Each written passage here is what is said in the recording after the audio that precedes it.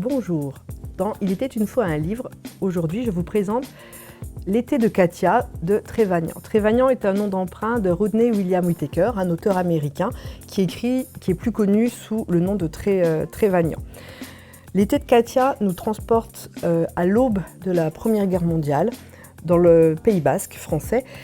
Un jeune médecin est engagé par un vieux médecin pour être un peu son associé et son second, et il va découvrir un village qu'il ne connaît pas. Il espère écrire, et il se laisse vivoter comme ça. Et puis un jour, Katia arrive.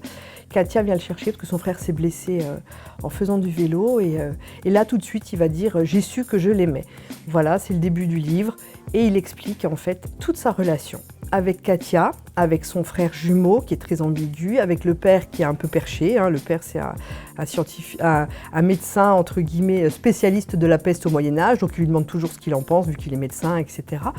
Et donc, il va évoluer dans cette famille en espérant que Katia vienne vers lui. Et Katia est très...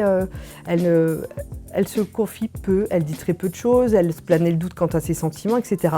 C'est un livre qui est très romanesque, qui est très très bien écrit, et je vous le conseille vivement. La fin est plus que surprenante. Moi je vous avoue qu'elle m'a laissé comme ça sans voix. Elle est super, je veux dire, c'est un très très beau livre, mais c'est vrai que la fin n'est pas du tout ce à quoi je m'attendais.